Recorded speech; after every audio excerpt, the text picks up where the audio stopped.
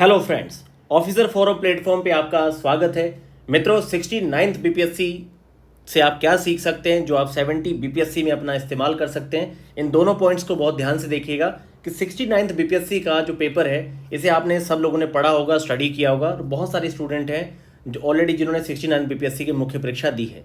तो देखिए, सबसे ज़्यादा कॉमन पॉइंट क्या होता है, कभी भी आप जो एक बेस्ट अपने दिमाग में एक लाइन बना के रखते हैं कि आपको इस लेवल पे तैयारी करनी है और एक जो सच में प्रैक्टिकली पॉसिबल है, एक एवरेज औसत से ज़्यादा जो परफॉर्म करने वाले विद्यार्थी हैं, बहुत सारे ऐसे हैं जो आराम से अपना इंटरव्यू कॉल भी लेते हैं और अपना सिलेक्शन भी तय कर लेते हैं।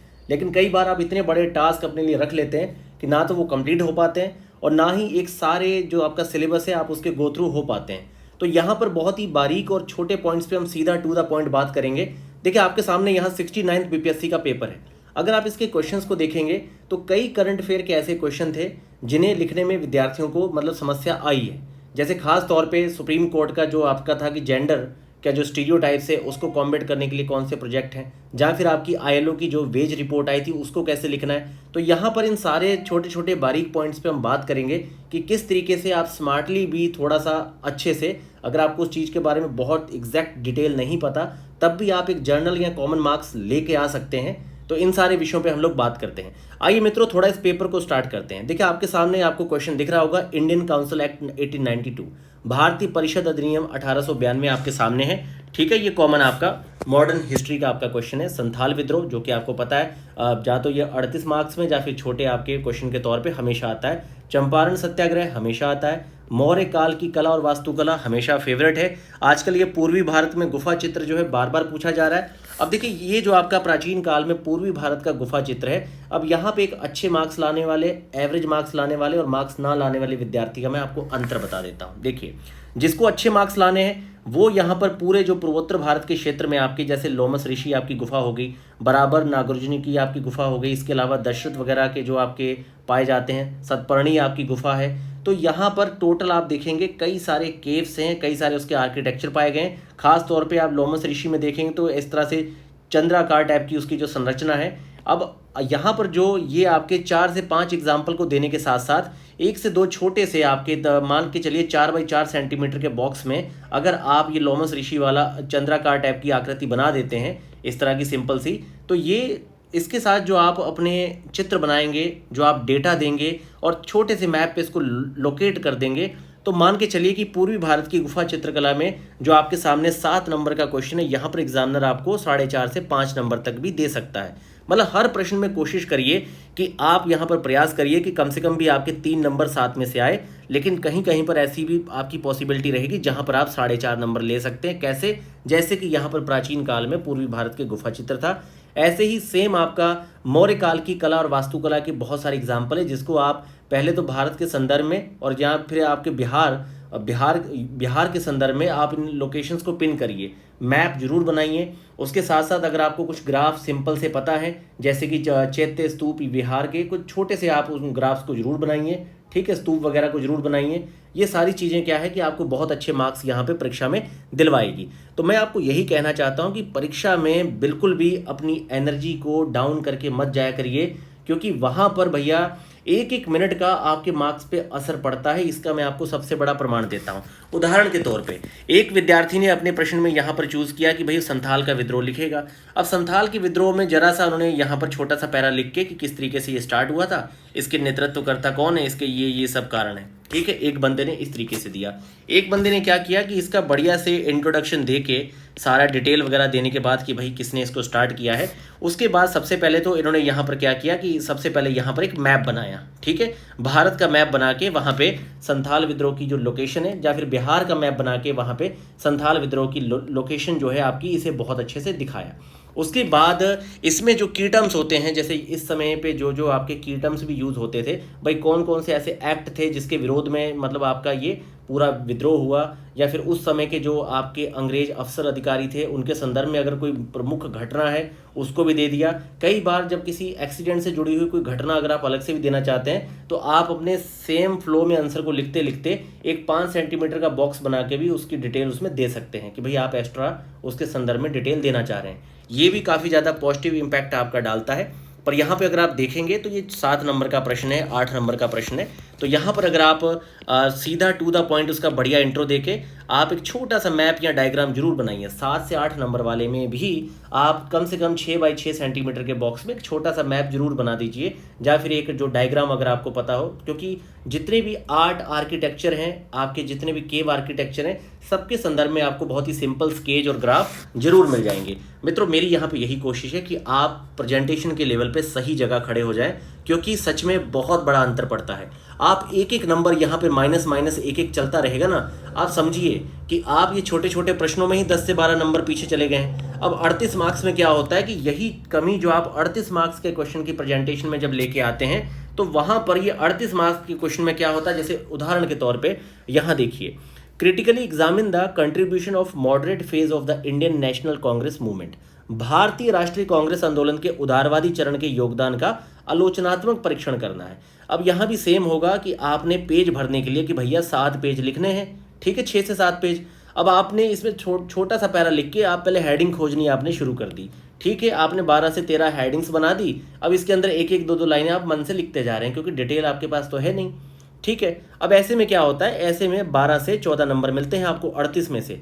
अब यहाँ पर आप 38 में से किस तरीके से आप अपने 22 या 24 नंबर तय करें या फिर 27 नंबर तक तय करें, इसकी चीज़ मैं आपको यहाँ पे बताता हूँ कि ये आखिर कौन सा मानक पैमाना है जो होना चाहिए आपके आंसर राइटिंग में अगर आप बहुत अच्छे मार्क्स लाते हैं। मित्रों, आपसे दरख्वास्त है कि आप ऑफिसर फोरम प्लेटफॉर्म को अपने मित्रों के साथ जरूर शेयर करें और हमारे चैनल को सब्सक्राइब करिए।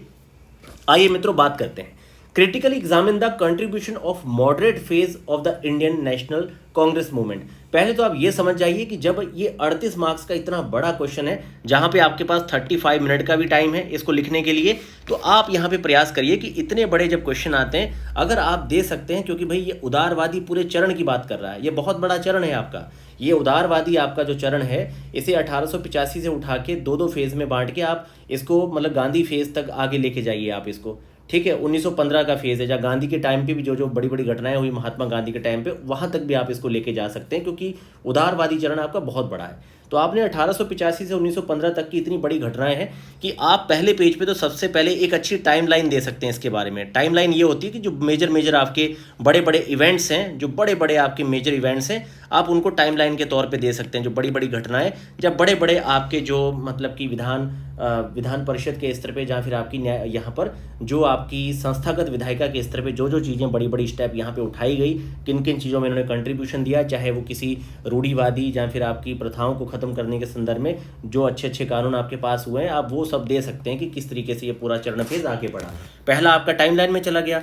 दूसरे पेज में आपने क्या किया कि भाई उदारवादी चरण को आपने बांट लिया, इसके बड़े प्रमुख नेताओं के जो समय के कार्य थे उन सब के फेज में आपने इसको बांट लिया कि उदारवादी चरण का पहला चरण, उसमें कौन कौन लोग एक्टिव थे, उनके टाइम पे कौन से बड़े बड़े काम हुए हैं। और फिर ये सारी चीज़ें करने के बाद फिर आप इसका आलोचनात्मक अगर परीक्षण कर रहे हैं तो आपको इसकी कमियां भी दिखानी है। फिर आप कमियों के स्तर पे चले गए कि ये भाई प्रार्थना और याचना के स्तर पे चीज़ें थी और ये किस स्तर पे कमी थी। कुछ आप बड़े इवेंट्स दे सकते हैं जहाँ पर ये फेल हुई है, क्योंकि छोटे स्तर पे तो काफ़ी बड़ा असर डाला है, लेकिन प्रैक्टिकली बहुत बड़े बड़े परिणाम यहाँ देखने को नहीं मिले।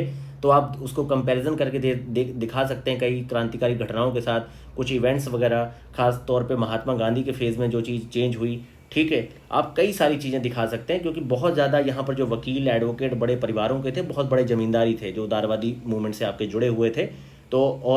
तो ये सारी चीज़ें फेज़ वगैरह आपको यहाँ पर आलोचनात्मक परीक्षण वाले में पूरा कंक्लूजन देने के बाद लास्ट में आपको इनके योगदान को सकारात्मक वे में एंडिंग की तरफ बढ़ा देना है कि भाई देश की स्वतंत्रता स्वाधीनता में किस स्तर पे इन्होंने नीतियों में, खास तौर पे कानूनों के स्तर पे क्या क्या चेंजेस लाए और किस तरीके से जनमानस को धीरे धीरे जो अंग्रेजों के संदर्भ में, जैसे मान लीजिए कांग्रेस की स्थापना भी उदारवादी चरण का एक बहुत बड़ा फेज़ है। उससे पहले भी आपके कई सारे नेशनल सोशल कांग्रेस हुआ है आपका, ठीक है, आपका इंडियन, उसके पहले भी आपके कई सारे मूवमेंट्स वगैरह ऐसी संस्थाएं खड़ी हुई थी। दादा भाई नौरोजी से लेके सारे जो आपके फिरोज शाह मेहता से लेके बड़े बड़े जो योगदान हुए हैं, सुरेंद्र नाथ बनर्जी, ये सारे आप दिखाते हुए आगे बढ़िए। मेरे कहने का मतलब है, जब आप बहुत सिस्टमैटिक तरीके से पढ़ेंगे, सिस्टमैटिक वे में मेहनत करके अपना नोट्स बनाएंगे, उस नोट्स को पढ़ के कई बार आप अपने आंसर को लिखेंगे। मतलब उदारवादी चरण को ही आप 5 बार लिख लीजिए, जब छठी बार आप परीक्षा में लिखेंगे आपका उदारवादी चरण आपको 22 से 25 नंबर देगा। और नहीं तो फिर मैंने आपसे कहा कि यहाँ आपको 12 से 14 नंबर ही मिलेंगे।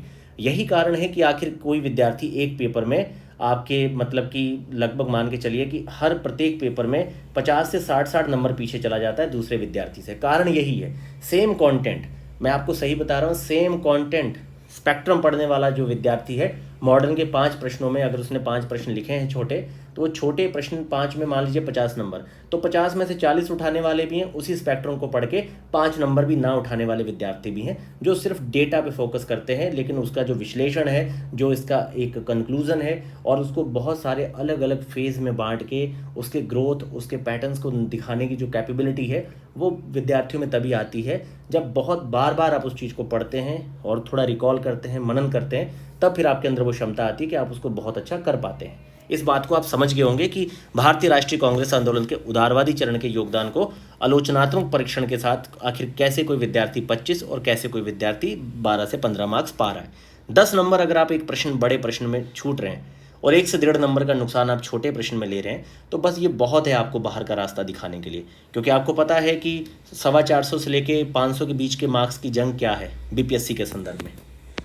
ऐसे देखिए, बिहार में आधुनिक शिक्षा के विकास, और यहाँ पे तो अच्छी बात क्या है कि आपको 2 प्रश्नों के बीच में विकल्प मिलता है कि आप दोनों में से एक का चुनाव करें, जबकि यूपीएससी में आपको पूरे प्रश्न लिखने हैं 20 के 20, इवन यूपी पीसीएस में भी आपके पूरे के पूरे आपको लिखने हैं, चाहे 4 क्वेश्चन आपको बेकार मिल जाए, लेकिन यहाँ आपको विकल्प भी मिल रहा है, ऑप्शन भी मिल रहा है। और यहाँ पर आप अगर आप अपने PYQ, बिहार के PYQ, और ख़ास तौर पे जो सेक्शन आपके आते हैं उसी के यूपीएससी के जो क्वेश्चन ऑलरेडी आपके आ चुके हैं, आप उसके बढ़िया मॉडल आंसर अपने तैयार कर लें, और ख़ास तौर पे आपको खुद भी एक आइडिया है कि किस तरह के टॉपिक पे एक 38 मार्क्स का क्वेश्चन बन सकता है, वो बड़े टॉपिक पे बनेगा, बहुत छोटे टॉपिक पे नहीं बनेगा।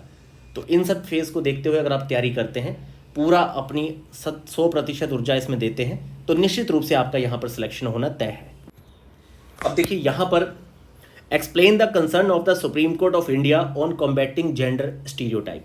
जेंडर स्टीरियोटाइप क्या है, इसके बहुत सारे एग्जाम्पल हैं। अब 8 मार्क्स में आपने इस प्रश्न को लिखना है। देखिए, combating the gender stereotype, stereotype क्या है कि भाई अगर किसी महिला का रेप होता है, तो मतलब कि रेप होती महिला अगर भाई मतलब उसकी डेथ हो जाती है, तो कई बार ये पितृसत्तात्मक सोच का ही प्राय है कि भाई इससे अच्छा तो मर जाती, मतलब कि अपनी मृत्यु को मतलब अगर रेप हो रहा है तो व्यक्ति को मारे या फिर खुद मर जाए, तो इसमें महिला का सम्मान है। जबकि सुप्रीम कोर्ट ने इसी टर्म को चेंज किया है कि भाई ये मतलब कि ये एक स्टीरियोटाइप है कि भाई रेप होने से अच्छा उसकी मृत्यु सही थी, कि भाई ये एक स्टीरियोटाइप है पितृसत्तात्मक का। जैसे कि आपके ट्रांसजेंडर लोग हैं, ट्रांसजेंडर लोग के बारे में कहा जाता है कि भाई उनका रेप नहीं हो सकता, ट्रांसजेंडर्स लोगों का रेप नहीं हो सकता, ये एक आम जन धारणा सी बनी है। लेकिन इसी पे सुप्रीम कोर्ट ने ऐसे स्टीरियोटाइप को ही काउंटर करने के लिए 35 पेजेस का अपना टोटल दिया था, जिसमें बहुत सारे टर्म्स हैं जैसे होर, स्लर्ट, इन सब की मीनिंग चेंज की गई, उसको वुमेन और बहुत सारे अच्छे अच्छे शब्दों से चेंज किया गया कि भाई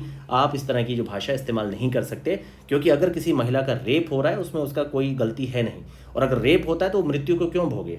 ऐसा मतलब पुरुषों के साथ भी तो हो सकता है कि किसी छोटे बच्चे का जो है वो शोषण हो जाए, यौन शोषण किसी एक पुरुष मेल का भी हो सकता है, ठीक है। जेलों में इस तरह के बहुत सारे केसेस हो भी रहे हैं, जिसपे बहुत सारी रिपोर्टें NCRB वगैरह के आंकड़ों में सामने आती हैं। तो ये समझने की ज़रूरत है।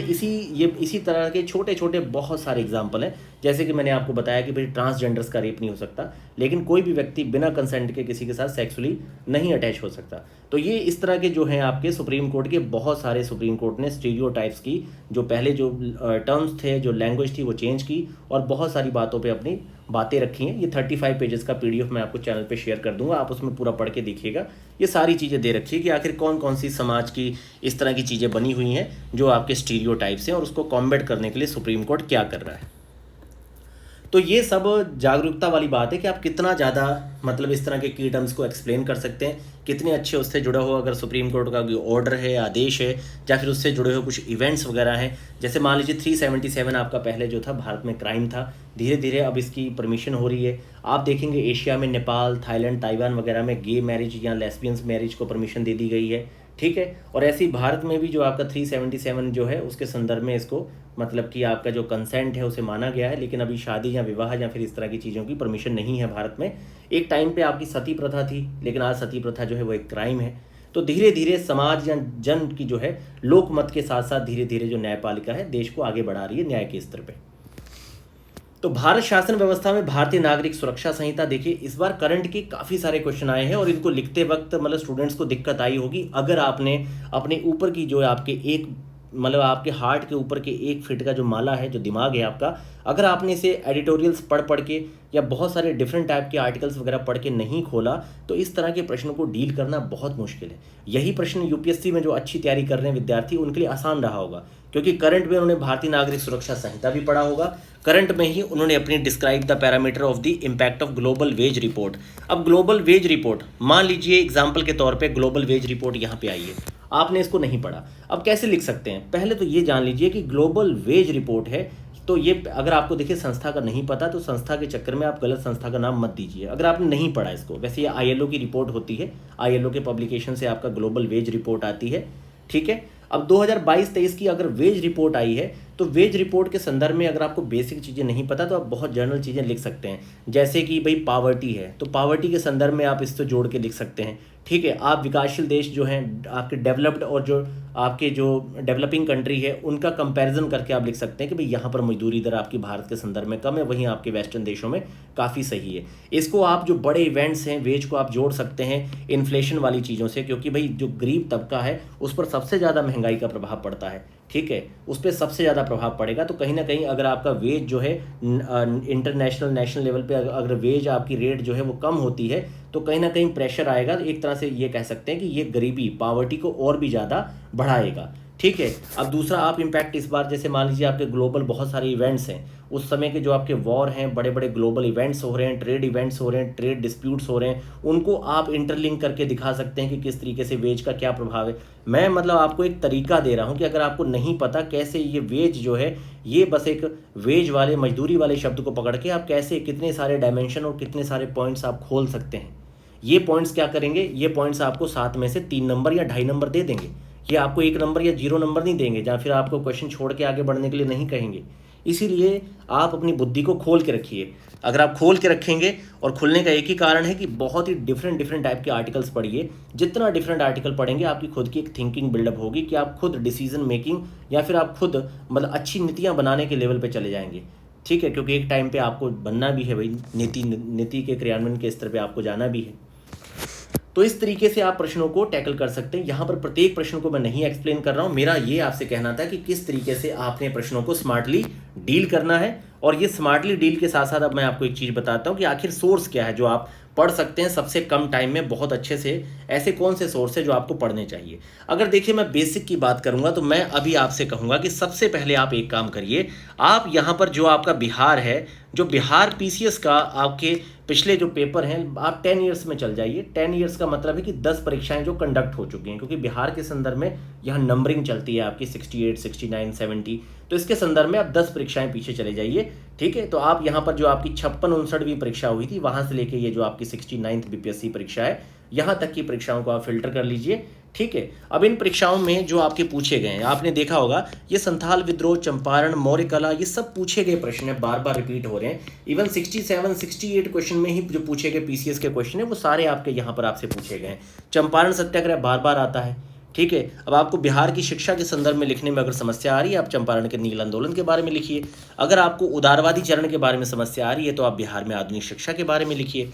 यहाँ पर तो आपको काफ़ी सारे विकल्प भी दिए जा रहे हैं, लेकिन आपने एक चीज़ देखा होगा कि छोटे क्वेश्चनों में जो करंट है, जैसे कि देखिए भारतीय निर्यात प्रोत्साहन के संदर्भ में अब विदेशी व्यापार नीति पूछ ली गई है। मैं आपसे सीधी सी बात कहता हूं कि अगर आपको 3 से 4 प्राइम कंपोनेंट्स पता है तो ये वेल गुड है, ये आपको बहुत अच्छे मार्क्स दिलवाएंगे। अगर आप पहले पेज में ही भारत की विदेश व्यापार नीति के संदर्भ में उसके बड़े प्राइम जो उसके गोल है उसको अगर आप दिखा देंगे, जिसमें कि डेटा भी होगा कितना एम्प्लॉयमेंट या कितना प्रोडक्शन हम लोग जनरेट करना चाह रहे हैं, एक्सपोर्ट करना चाह रहे हैं, तो ये एक अच्छी बात है, ठीक है। अगर आपको नहीं आता तो कम से कम आपके जो बायलैटरल, ट्राइलैटरल या देशों के साथ जो हमारे ट्रेड को लेके बड़ी बड़ी पॉलिसीज़ हैं, आप उनकी तरफ जा सकते हैं करंट के इवेंट्स दिखाने के लिए। और एक प्राइम चीज़ क्या हो सकती है, आखिर व्यापार नीति में किसी देश के लिए बेहतर क्या हो सकता है कि हम एक्सपोर्ट को कैसे इंक्रीज़ कर रहे हैं, उसमें इस तरह के जो टैक्स होंगे, टैक्स रिजाइम्स वगैरह भी हम चेंज करेंगे भाई, जो एक्सपोर्ट को प्रमोट करेगा।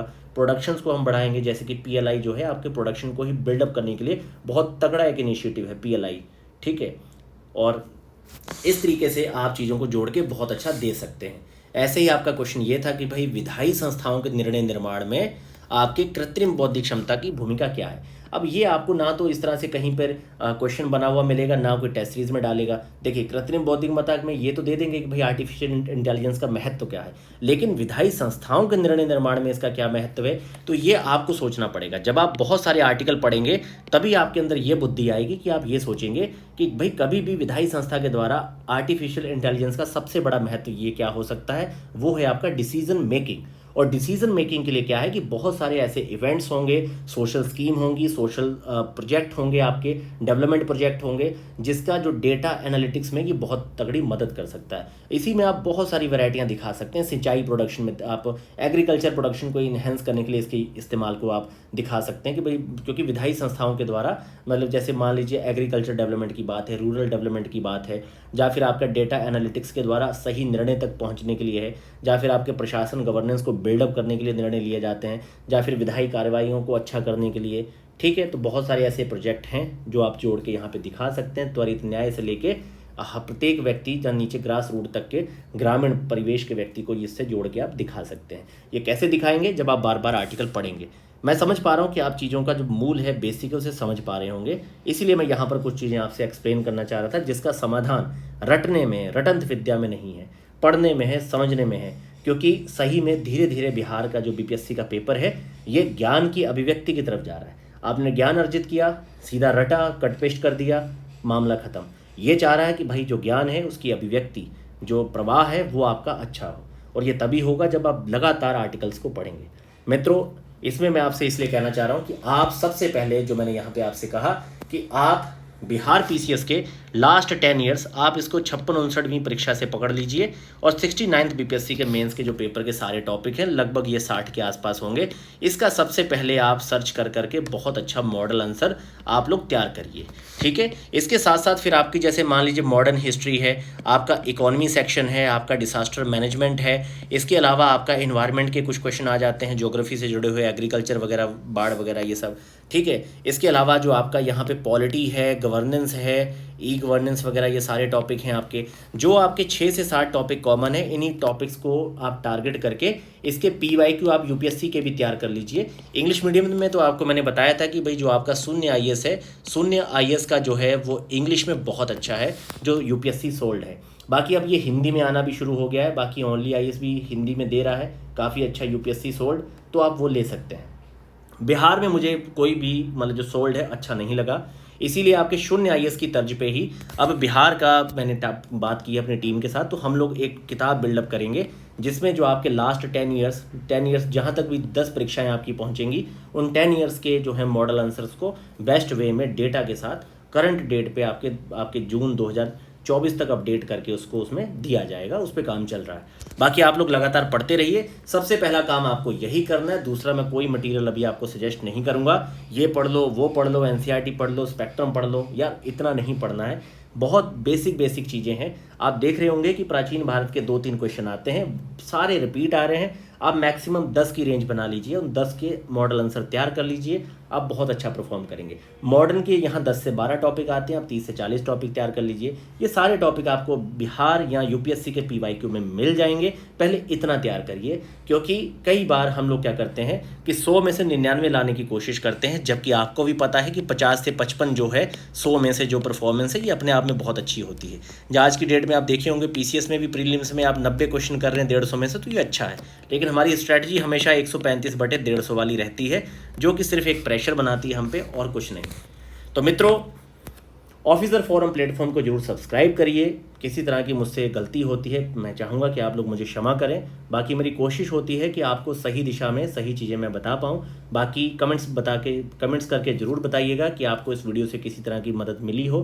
बाकी मित्रों, लगातार पढ़ते रहिए, सकारात्मक रहिए। आपका सिलेक्शन आपके हाथ में है और कोई दूसरा व्यक्ति आपको सिलेक्शन नहीं दिला सकता, क्योंकि ये जो लड़ाई है इस तैयारी की, आपकी लड़ाई सिर्फ आपके